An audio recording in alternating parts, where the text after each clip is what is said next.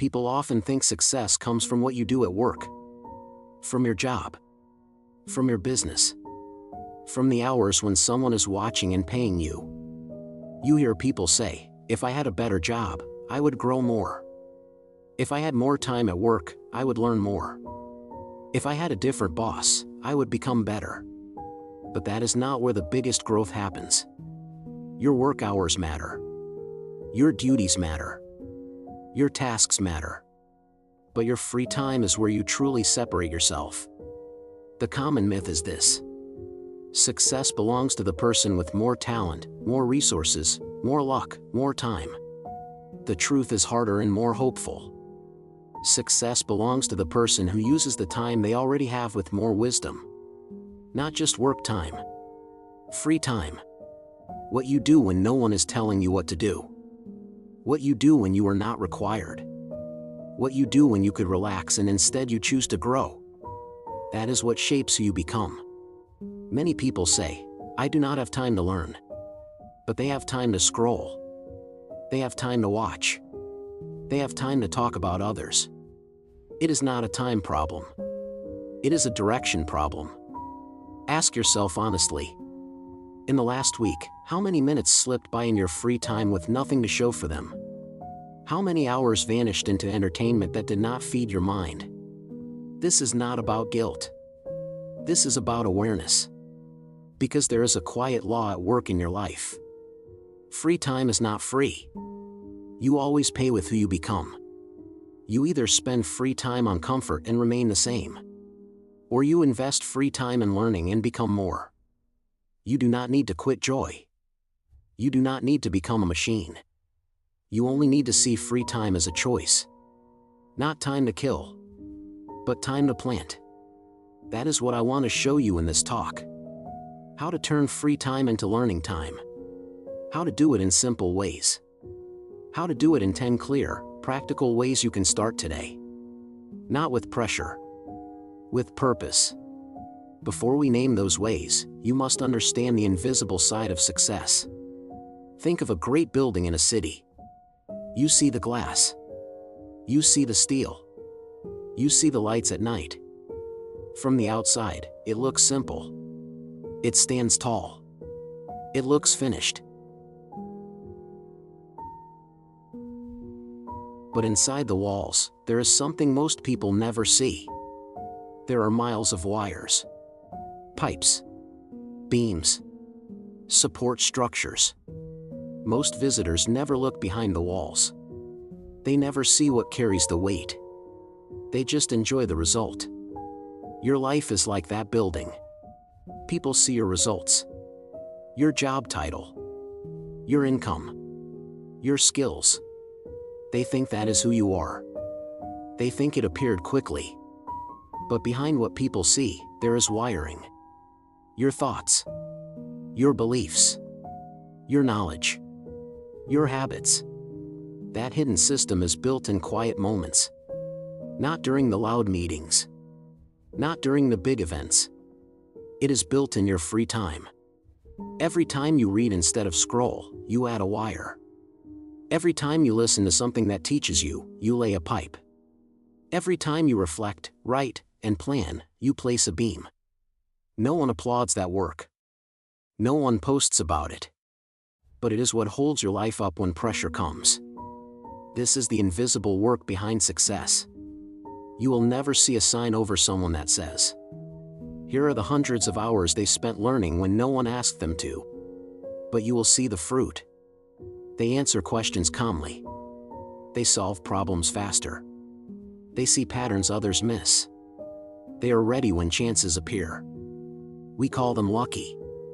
We call them gifted. But much of what we see is the quiet result of how they used free time for years. Here is a fresh image for you. Imagine a workshop at night. During the day, everyone sees the products on display. The finished furniture. The clean tools. The polished pieces. But after the doors close, the real work begins.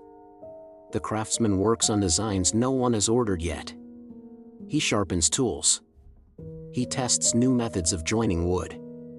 He studies better finishes. In that quiet workshop, alone, he is preparing for customers who have not even thought of him yet.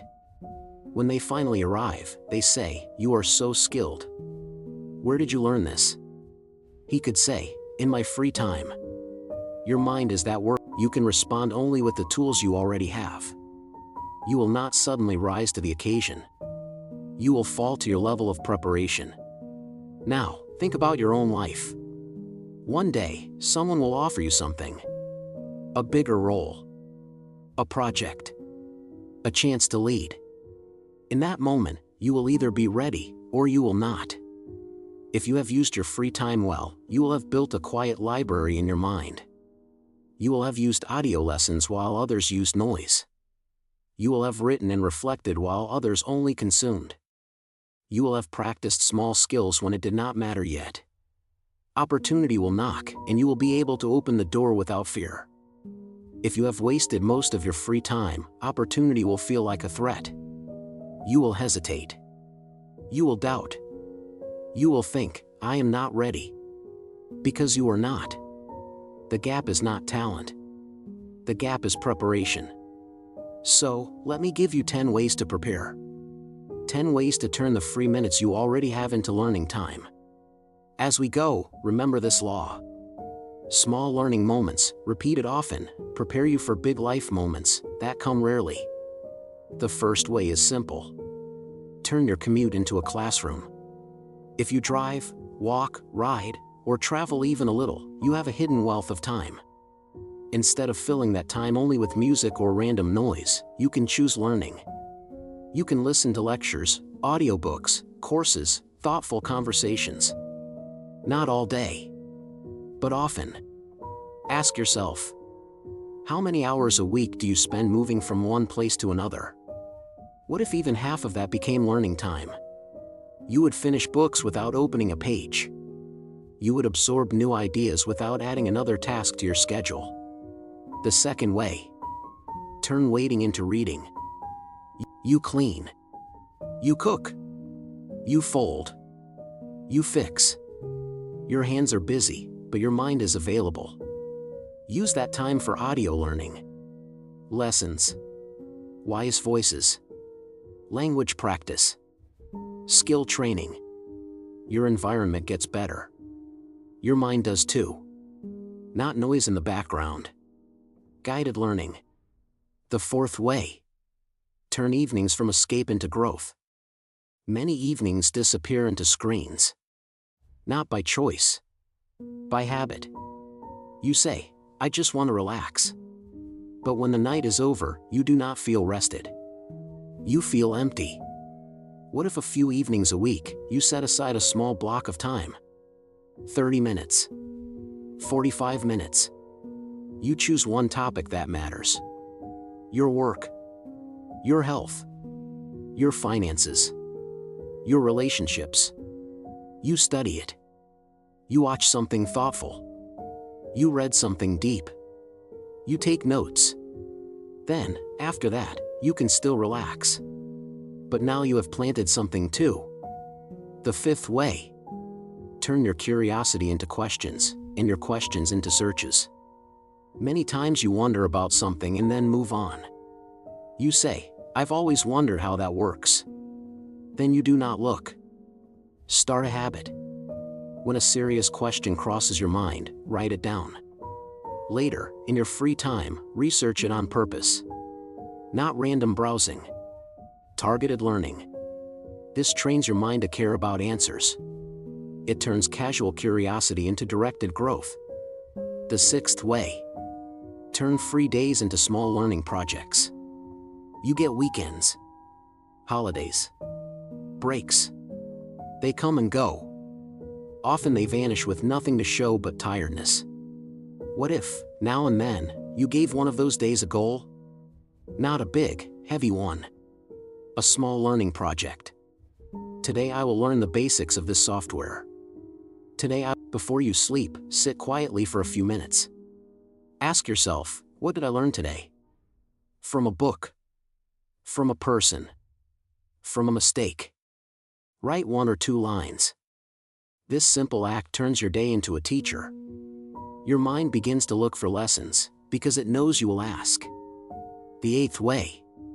Turn your free time into practice, not just theory. If you are learning a skill, use small pieces of free time to practice one tiny part of it. Not the whole thing. One piece. If you are learning a language, practice 10 words. If you are learning to speak better, practice one story. If you are learning to write, write one paragraph. Short, focused practice in free time builds real ability. The ninth way. Turn what you learn into something you teach. You do not need a stage. You just need one person. A friend. A colleague. A family member. When you share an idea you learned in your free time, you are doing two things. You are helping them. You are strengthening it in your own mind. Teaching is learning twice. The 10th way. Turn your environment into a reminder to learn. Place books where you can see them. Organize your phone so that learning apps are on the first screen and distractions are hidden. Keep a notebook close by. Set your space to make learning the easy choice. You will notice something. None of these ways require you to find more time. They simply use time you already lose. Commutes. Waiting. Chores. Evenings. Free days. Transitions. You are not adding more hours. You are changing how you live the ones you have. Now, knowing these ways is one thing. Living them is another. And here is where the deeper work begins. Because when life puts you under pressure, you do not rise to your knowledge. You fall to your patterns. Think about pressure. One day, there is a sudden change at work. A team leader leaves. A new role opens. His manager says, "We need someone who understands strategy, communication, and systems. We need someone who can think clearly under pressure." They look around. Aaron has been here for years. He knows the tasks. But he has not been building deeper skills in his free time. They talk to him. Ask him questions. His answers are shallow. He struggles to think beyond the obvious. He feels the pressure. He feels the chance. But he also feels that he cannot carry it. Now imagine someone else on the same team. Her name is Lena. She also works hard. She gets tired too. But for years, she has used some of her free time to study leadership, communication, and problem solving. She listens to lessons in the car. She reads a few pages when she waits. She has journals filled with notes and reflections. She did not do it for a title. She did it because she decided she would not waste her free time. Now the same role opens. They talk to her. Ask her questions. Her answers are clear. She draws from books she read. She gives examples from situations she studied or reflected on. Pressure reveals her pattern. It shows, in one conversation, the difference between years of escape and years of learning. Second example. Imagine two friends, Daniel and Mira, facing the same sudden problem. The company they both work for shuts down. They did not plan it. They did not cause it. They both lose their jobs on the same day. Pressure. Daniel had mostly used his free time to disconnect. When he got home, he turned his mind off. He never read about his industry. He never built extra skills. He never learned about managing money or building a side source of income. Now he sits in his living room, in shock. He has no savings. He has few skills beyond his basic job. He has no plan. He feels helpless. Mira lived this. Now, on the same day, she also loses her job. She also feels shock. She also feels fear. But then, something else appears. She has options. She has skills she can offer. She has a list of people she has learned from and helped. She has knowledge about how to cut expenses and handle the season. Same pressure. Different preparation. Different patterns. Pressure did not create the gap between them. Pressure only exposed it. So, ask yourself, When pressure comes, what will it find in you? Hours of empty entertainment? Or years of quiet learning? This is why your free time matters so much. Now, to use it well, you must protect something very precious. Your focus. Your focus is your inner spotlight. Where you point it, things grow. Where you do not, things wither. The modern world is built to steal your spotlight. Notifications. Alerts. Endless scroll. Your free time can vanish without you choosing anything. If you do not guard your focus, distraction will happily fill your day. You must treat your focus like gold. Rare. Valuable. Not given away cheaply. Ask yourself, what happens to your focus in your first free moments of the day? Do you reach for your phone without thinking? Do you let the world decide what you see, hear, and think about?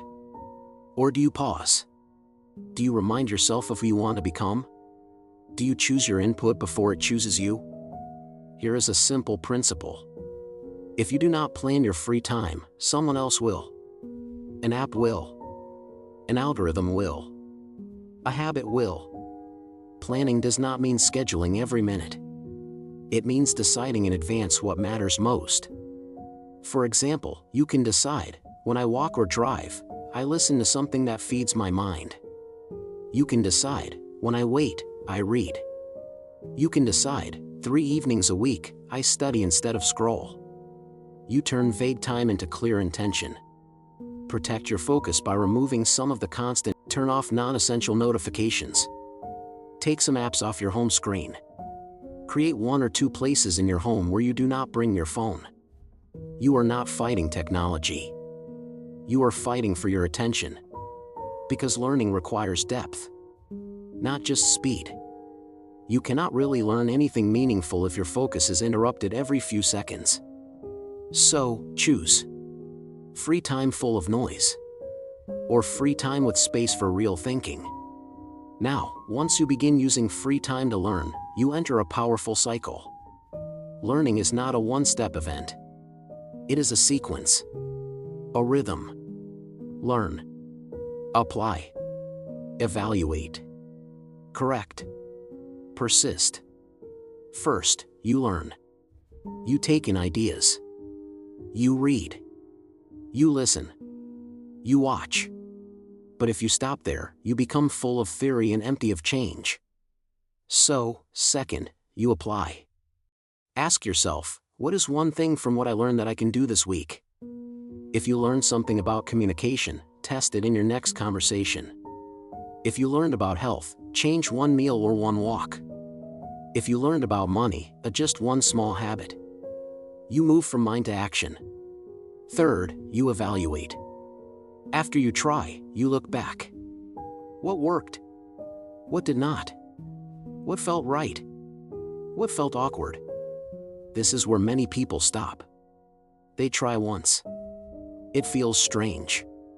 They say, that does not work for me. But trying once is not enough. Fourth, you correct. You adjust your approach. You refine your method. You tweak the way you apply the idea. You might say, that book suggested this exact step. It did not fit my life. How can I adapt it while keeping the principle?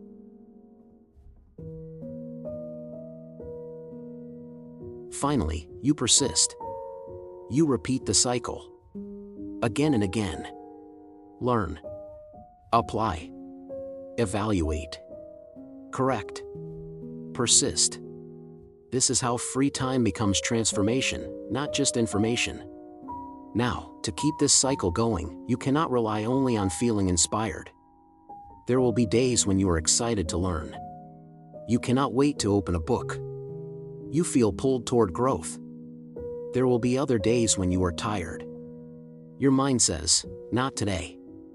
Your habits pull you toward the familiar, easy, numb. If you only learn on good days, you will not go far. This is where discipline must stand above motivation. Motivation is a wave. It comes. It goes. Discipline is a path. It stays.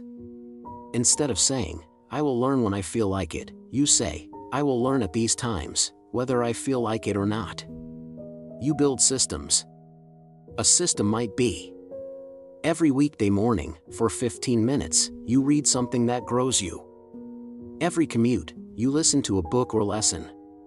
Every Sunday night, you review what you learned that week and plan what to study next. You do not ask, "Do I want to?"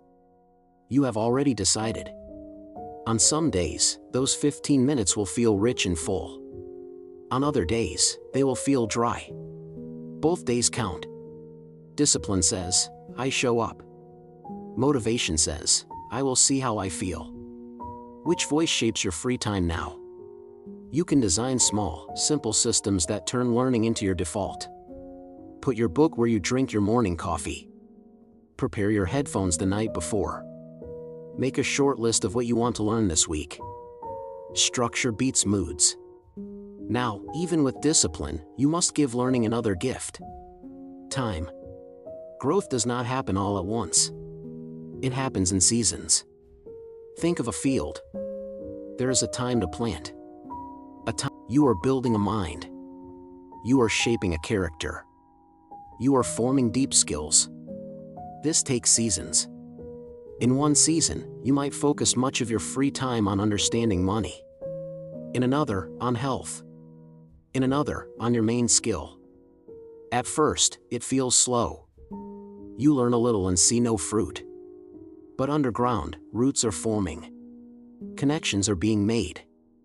Ideas are sinking in. If you are impatient, you will stop. You will say, "This is not working fast enough." And you will return to empty comfort. Strategic patience says, "I will keep learning even when I do not yet see the full result. I know that ideas planted today will bear fruit later." One day, someone will ask you a question. You will answer with wisdom you almost forgot you studied. One day, a chance will appear, and you will be ready in a way that surprises even you. You will think, "Where did this calm come from? Where did this insight come from?" It came from years of seed planting in your free time. So accept the seasons. Do not demand instant harvest from fresh seeds.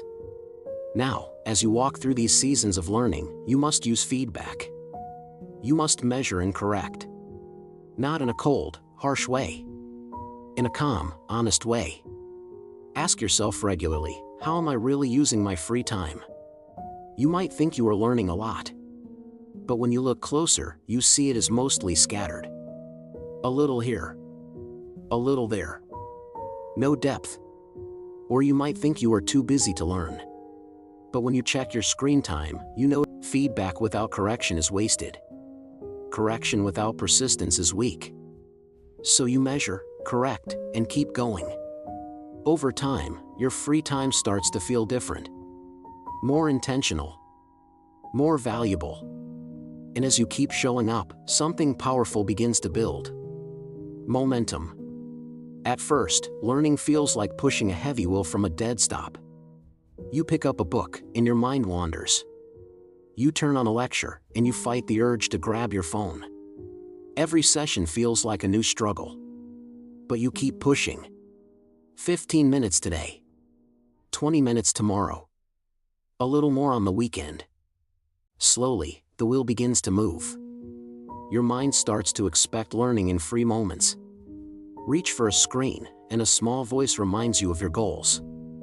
You begin to enjoy the feeling of insight more than the feeling of escape. The more you learn, the more connections your mind makes. New ideas link to old ones. You start seeing patterns everywhere. This is compounding. Just as money grows with interest, your knowledge grows with each new piece you add. At first, every idea is new and stands alone. Later, each idea multiplies others. One book helps you understand the next faster. One skill makes learning a related skill easier. You enter a flywheel of growth. Your free time is no longer something you have to manage. It becomes something you treasure. You start to feel the cost of wasting it. Not as guilt. As loss. You think, "This hour could have fed my mind. I chose to starve it." That awareness itself is a sign of growth. Then, one day, you notice something even deeper.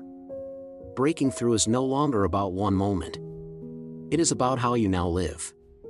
You stop thinking of breakthrough as a single event that changes your life overnight. A promotion, a chance, a win. You begin to see breakthrough as a lifestyle. Because every day you turn free time into learning time, you are breaking through something.